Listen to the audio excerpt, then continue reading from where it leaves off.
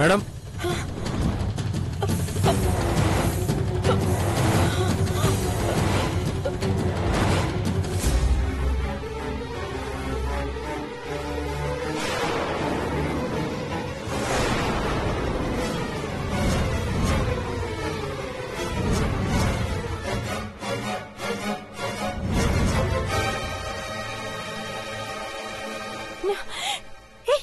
ఏమైంది?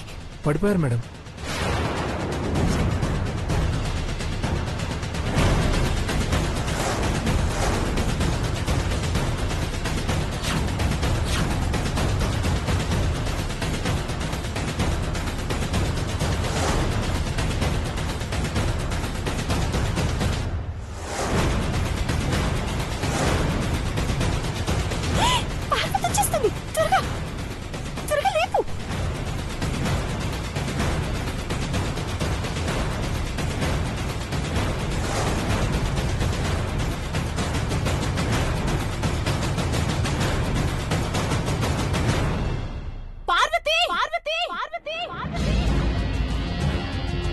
ఏంటి? ఏం లేదు, అఖిల అంటే పిలుస్తున్నారు. పార్వతి, నీకేం కావాలన్నా అడుగు, ఖుషి తెచ్చిస్తుంది. మా అమ్మగారిని తెచ్చిస్తుందా? మీ వల్ల కాకపోతే నాకు సేవ చేయొద్దని దానికి చెప్పండి.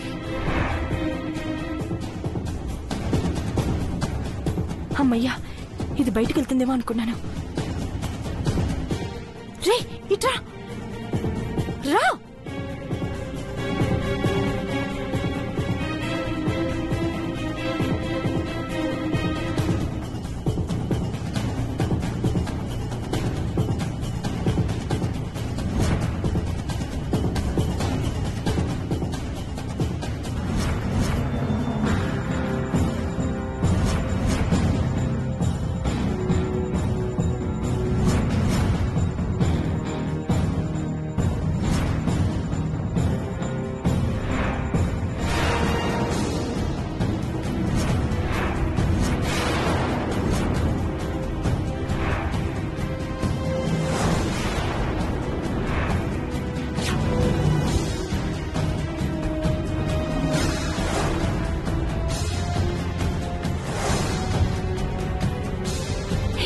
వెనక్కి తీసుకెళ్తాం పదా.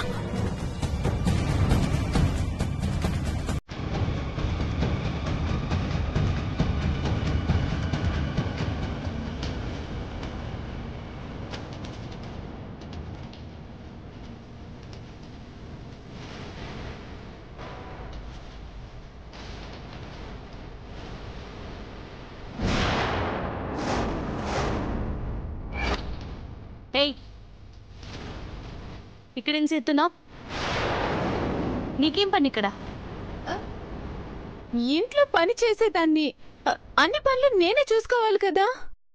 ఎక్కడ పడితే అక్కడ ఉండకూడదు. పావుతలకి. ఏంటి బెదిరిస్తున్నావు? ఏయ్, చెప్పినట్టు చెయ్యి. వినకపోతే చెంప పగులుతుంది. తమాషాలు చెప్తున్నావా? నాకు ఎదురు చెప్తుందేటో. పార్వతి, ఏంటి గొడవ?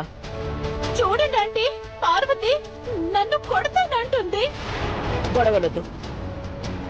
అతిగా ప్రవర్తిస్తే పార్వతినైనా నిన్నైనా బయటికి పంపించేస్తాను. నువ్వు వెళ్ళు. సరే ఆంటీ. చూడు పార్వతి, నువ్వు ఇంటికి పెద్ద కోడలు అని అందరికీ తెలుసు. ఆ మాట చెప్తూ అందరినీ బెదిరించాలని చూడకు.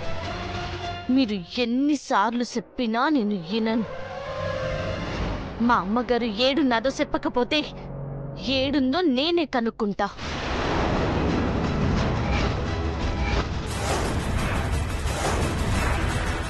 అమ్మగారులో ఉన్నందుకు ఏం చెయ్యట్లేదని అనుకోవద్దు. నీకు పిచ్చి పట్టింది. నాకు పిచ్చి పడితే కొంతమందికి దయ్యం పట్టింది. అది విడిపిస్తా.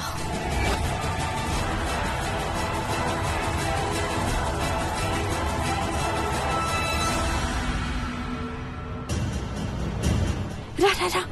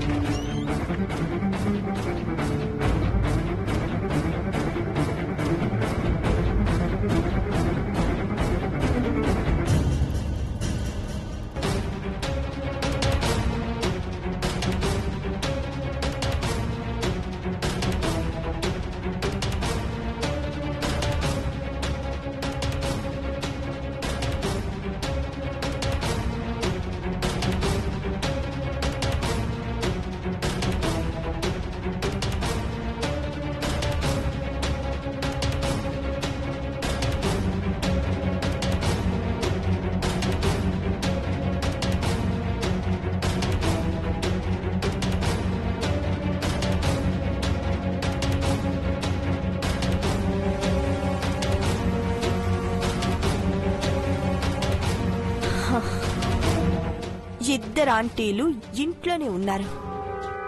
ఒకరికి చీకటి, ఇంకొకరికి వెలుగు. అసలు డ్రామా ఇప్పుడు మొదలవుతుంది.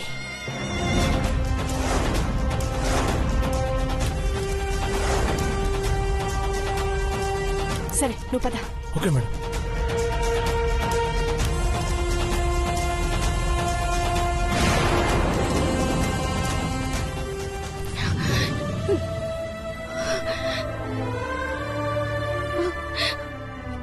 అమ్మగారు, మీరు నన్ను కోడలుగా ఒప్పుకోనని రోజులు మీరు నా కళ్ళ ముందే ఉన్నారు. కానీ నన్ను ఇంటి కోడలుగా పెదబాబు గారి భార్యగా ఒప్పుకున్నాక మీరు నాకు దూరం అయిపోయినారు.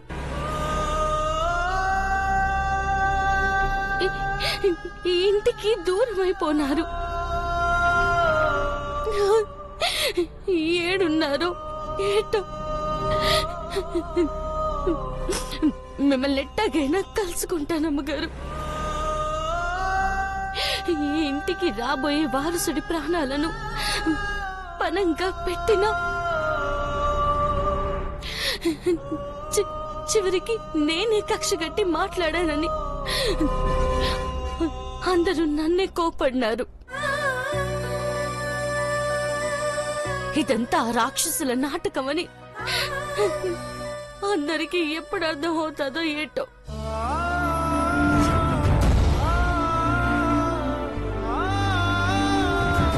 ఇద్దరిది ఒకే మాట, ఒకే ఆలోచనని బతికాం పార్వతి.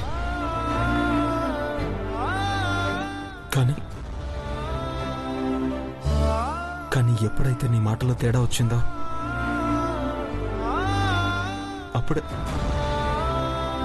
అప్పుడే నీ చెయ్యి వదలకుండా పట్టుకున్న ఈ చెయ్యి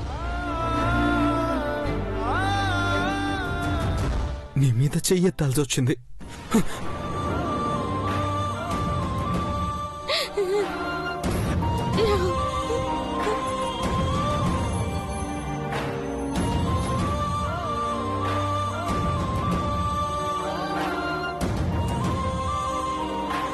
పార్వతి,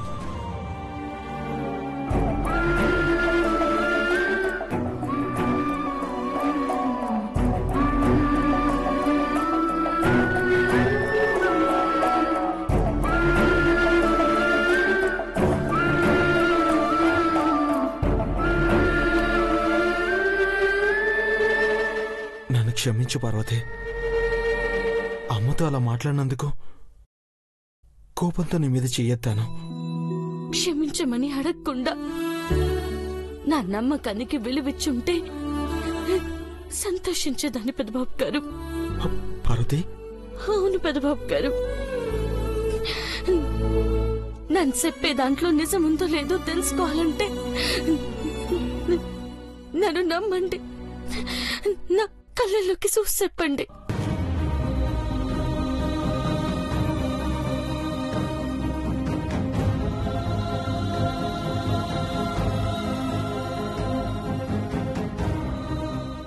కళ్ళల్లోకి చూసినప్పుడు నాకు నీ అమాయకత్వమే కనిపిస్తుంది పార్వతి. పెద్దబాబు గారు, మీకు నా మీద చాలా ప్రేమ ఉంది. మనమిద్దరం ఒకటే అని, అది ఎన్ని జన్మలకైనా సరే మారదని చెప్పారు. అవును పార్వతి, అది నిజం. మీలో సగమైన నన్ను నమ్ముతారా? ఇంట్లో ఉన్న ఆవిడ్ని నమ్ముతారా? అమ్మను అనుమానించమంటావా పార్వతి? పెద్దబాబు గారు, కన్న తల్లిని అనుమానించొద్దు, కానీ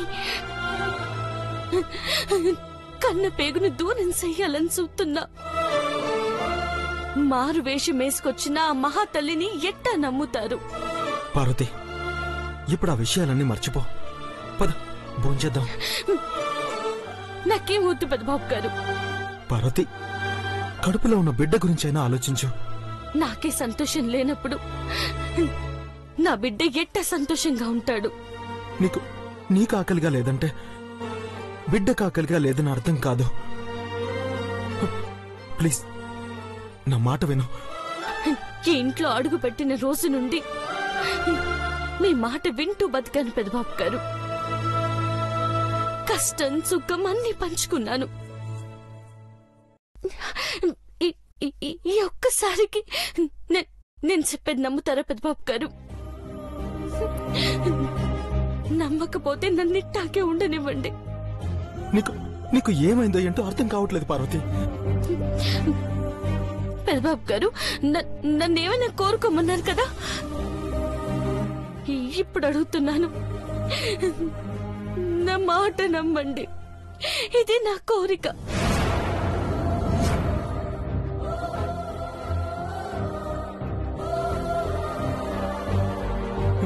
పార్వతి, నువ్వు అడిగేదానికి అర్థం ఉండాలి. మీకు అర్థం అవ్వాలి అంతే. మా అమ్మగారిని కాపాడుకునే వరకు నేను ఇట్టాగే ఉంటాను. నీ ఇష్టం వచ్చినట్టు చేస్తున్నా నేను ఏమనట్లేదు, అనను కూడా. ఎందుకంటే నువ్వు చేస్తుంది తప్పని తెలుసుకుంటావు. నేను కూడా అదే చెప్తున్నాను పెద్దబాబు గారు. నా మాట వినకుండా ఉన్నందుకు సానా పొరపాటు చేశానని మీరే ఒప్పుకుంటారు. పిచ్చి మాటల్ని ఎలా నమ్ముతారు? దేవతెవరో దయ్యమెవరో మీరే తెలుసుకుంటారు. పార్వతి, పార్వతి, పార్వతి, మీరు మళ్ళా కొట్టినా నా భర్త నన్ను కొట్టినారనుకుంటాను. ఏడవను, బాధపడను. మీరు బాధపడకుండా ఉండమని అంటున్నాను. మీకు విసుగొచ్చిన అమ్మగారు వచ్చేదాకా తప్పదు పెద్దబాబు గారు.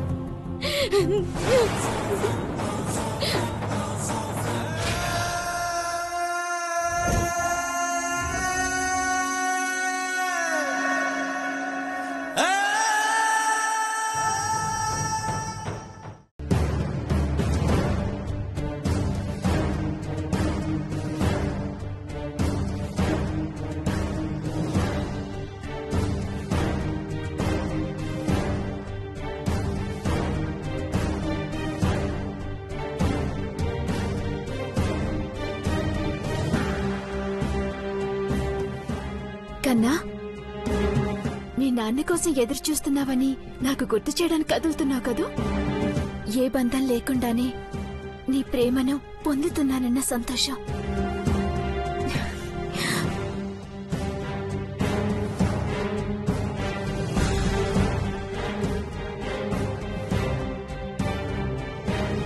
చంద్రముఖి, ఐశ్వర్య, నువ్వొచ్చావా? రాకూడదా ఏంటి? ఇంకెవరైనా వస్తే బాగుంటుంది అనుకున్నావా? ఏం లేదు ఐశ్వర్య, కిందకి రాను అని చెప్పినా నువ్వు చాలా చక్కగా రెడీ అయ్యావు. నా దిష్టి తగిలేలా ఉంది. ఎంత బాగున్నావో. ఒక సెల్ఫీ తీసుకుందాం. ఇప్పుడా? ఈ చీరలోనా? బాగుంటుందనే తీసుకుందాం అంటున్నాను. మెమరీగా ఉంటుంది కదా.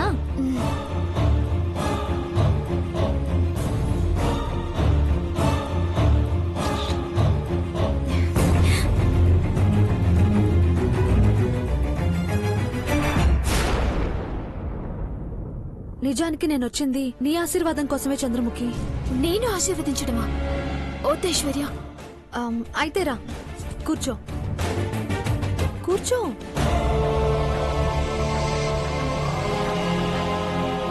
నేను తెచ్చిన గాజులు నీకు వేస్తాను.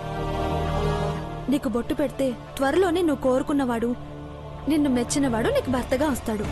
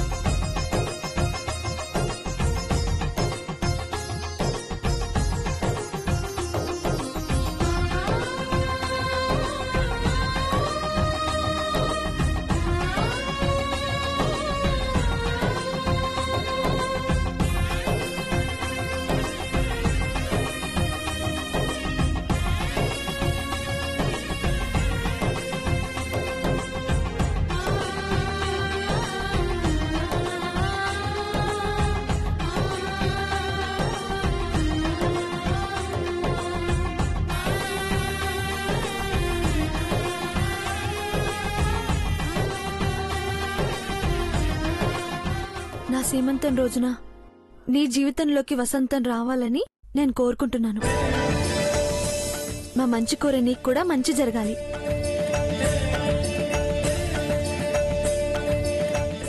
ఎంత అందంగా ఉన్నావో, ఇలాగే ఎప్పుడూ ఆనందంగా ఉండాలి. నేను కిందికి వెళ్ళొస్తాను, సరేనా?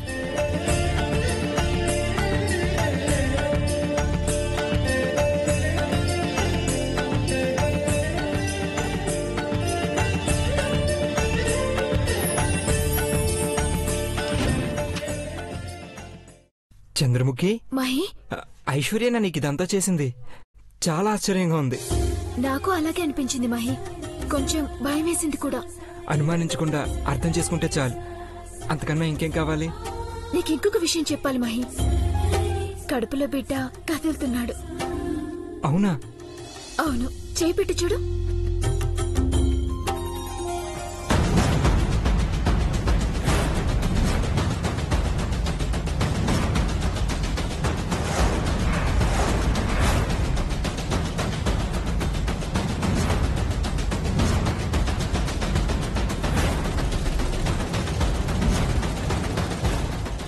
తెలుస్తుందా? నిజమే, చాలా థ్రిల్లింగ్ గా ఉంది. బిడ్డకు వాళ్ళమ్మ ఆశీర్వాదం కూడా దక్కింది.